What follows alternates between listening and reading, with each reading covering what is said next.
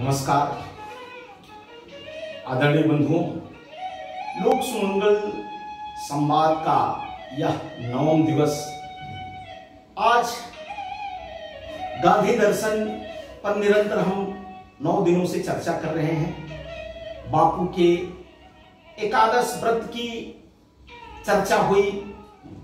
बापू भारत के लिए एक आदर्श हैं। तो बापू के दर्शन पर अनेक लोगों ने प्रश्न चिन्ह भी खड़ा किया, उनके व्यक्तित्व पर भी खड़ा किया। उसके बाद भी दुनिया के लिए मार्गदर्शक है बापू। बापू के सिद्धांत शांति, अहिंसा, सत्य, प्रेम, करुणा, आज दुनिया इस पर चलना चाहती है। आज 15 मई विश्व परिवार दिवस है। आप सबको ढेर सारी शुभकामनाएं। कहते हैं कि परिवार संस्था भारत की देन है और सामाजिक जीवन में परिवार एक सबसे छोटी इकाई है, मौलिक इकाई है और इसके द्वारा हम व्यक्तिगत जीवन में सुख, शांति, समृद्धि सब तलाशते हैं और उसकी डोर है प्रेम, स्नेह, करुणा, आपसी सहयोग। जिस प्रकार की बातें बापू ने अपने एकादश व्रत में किया, सत्य के जीवन को जिया, उसमें यह वसुधैव कुटुंबकम की जो भावना है, जो सर्वपंथ समादर की भावना है, प्रेम की जो बात है, वह अद्भुत है। इसलिए सब में कुछ गुण दोष होते हैं।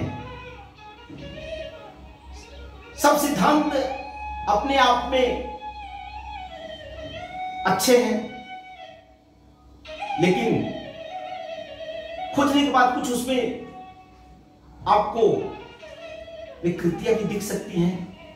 वह व्यक्ति के नाते, क्योंकि सब सिद्धांतों का अनुपालन करने वाला मूल में व्यक्ति है,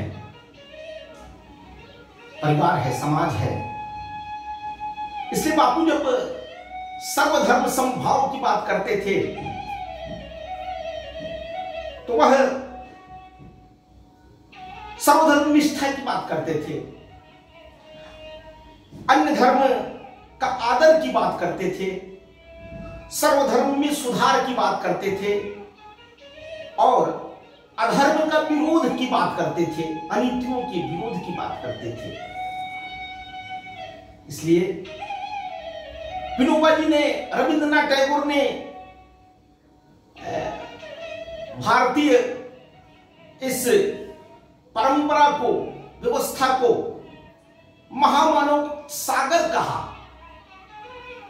किसी ने जो वसुधैव कुटुंबकम की हमारी संकल्पना है, सर्वे भवन्तु सुखिनः सर्वे सन्तु निरामया का जो हमारा भाव है, विश्व के कल्याण की हमारी जो संकल्पना है, संकल्प है, जो प्राणियों में सद्भावना का हमारा उद्घोष है, यह शाश्वत है, पुरातन है, चिरंतन है, शाश्वत है, सम्यक है। संयुक्त राष्ट्र संघ ने तो 1994 में इसको विश्व परिवार दिवस घोषित किया, लेकिन हमारे यहां से परंपरा से वसुधैव कुटुंबकम की संकल्पना है। हमारा मानवता में विश्वास है, स्नेह, प्रेम, करुणा की हम बात करते हैं। और भारत में तो अनेकों सभ्यता, संस्कृति, धर्म के लोग आए, शक आए, हूर आए, पारसी आए, यहूदी आए और सब मिलजुल करके रहे। और आज भी अनेक पंथ, अनेक संप्रदायों के अनुयायी यहां रहते हैं। कुछ के मन में कुछ भावना होगी, लेकिन जो सनातन चिंतन है, भारतीय चिंतन है, वह मेलजोल का है, सम्यक जीवन जीने का है। हम सबका साथ, सबका विकास की बात करते हैं। सर्वे भवन्तु सुखिनः, सर्वे संतु निरामया का यह जो बात, वह बापू भी सर्वोदय की बात करते थे। सर्वोदय उनके मन में विचार यह जो आया, वह सुकरात के शिष्य जॉन रस्किन ने अपनी पुस्तक अनटू दिस लास्ट में जो अंतिम व्यक्ति के विकास की बात किया था, उससे प्रेरणा लेकर के उन्होंने सर्वोदय और उसी को थोड़ा आगे बढ़ाते हुए पंडित दीनदयाल उपाध्याय जी ने अंत्योदय की बात किया कि विकास के क्रम में सबसे अंतिम बिंदु पर खड़े हुए व्यक्ति का विकास करना। इसलिए भारतीय जनता पार्टी के चिंतन में, पंचनिष्ठाओं में गांधीवादी दृष्टिकोण की बात होती है। और गांधीवादी दृष्टिकोण यानी सामाजिक समरसता का दृष्टिकोण, सामाजिक विकास का दृष्टिकोण, सम्यक विकास का दृष्टिकोण। हम नैतिक सहजीवन की बात करते हैं, सामाजिक सहजीवन की बात करते हैं। सबका साथ, सबका विकास, यही है भारतीय सोच, जिसको मोदी जी लेकर के आज आगे बढ़ रहे हैं। तो अगर हमको वसुधैव कुटुंबकम की भावना को साकार करना है, जन जन के जीवन को सुखमय बनाना है, तो भारतीय जीवन दर्शन को अपनाना पड़ेगा। भारतीय जीवन दर्शन वह जीवन दर्शन है जो लोगों में सत्य, प्रेम, अहिंसा, करुणा, आदर, त्याग, यानी प्रकृति के साथ कैसे रहना चाहिए, प्रकृति के साथ हमारा जीवन कैसे सहजीवन बनेगा। तो कहा गया है कि तेन तक्तेन भुंजिता, यानी त्याग पूर्वक उपभोग करना। यह सृष्टि बनी है, सबके लिए बनी है, इसलिए हम प्राणी मात्र के जीवन की सुखमय होने की संकल्पना करते हैं। हमारा भाव है, हमारा पूर्व जन्म में भी विश्वास है कि आगे आने वाली पीढ़ी के लिए भी हमको छोड़ना है। इसलिए गीता में कहा जाता है कि आत्मा अजर अमर विनाशी है, अभय होने की बात है। इसलिए बापू ने अहिंसा की बात किया, ब्रह्मचर्य की बात किया, अस्तेय की बात किया, आचार व्यवहार की बात किया, अपरिग्रह की बात किया, अस्पृश्यता की बात किया। यानी बापू जिस समय अमेरिका में थे, नस्लभेद कितना था, चरमोत्कर्ष पर था।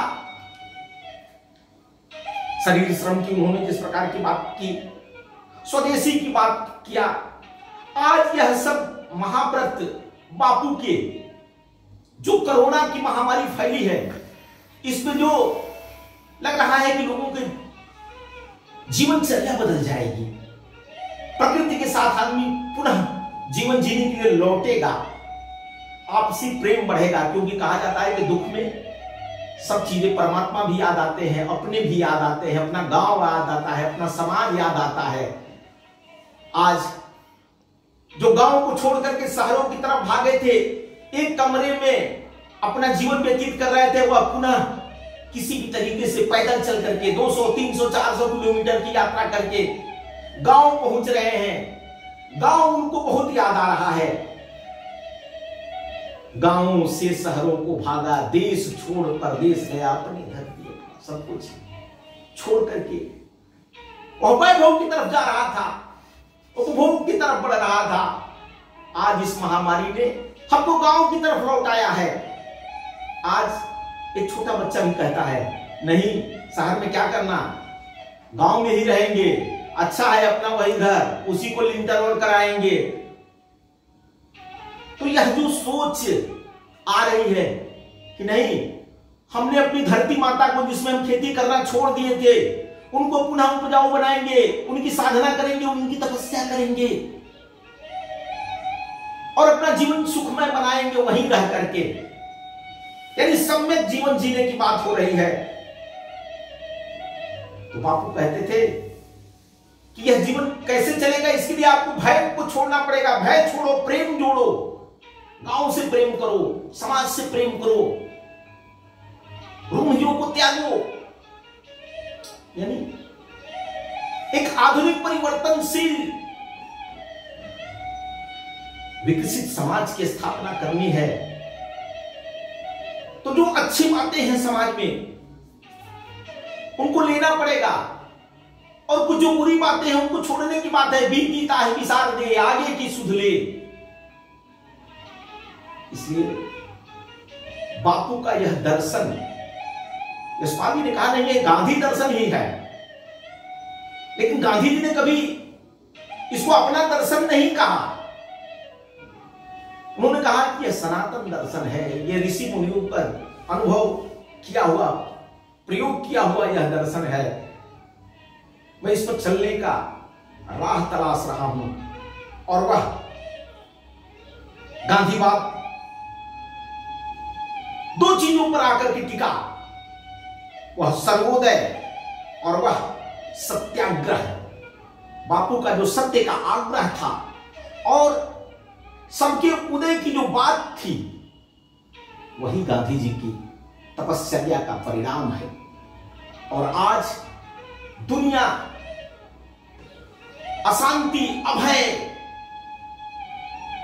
बीमारी से जो जूझ रही है, यानी आतंकवाद दिखता है,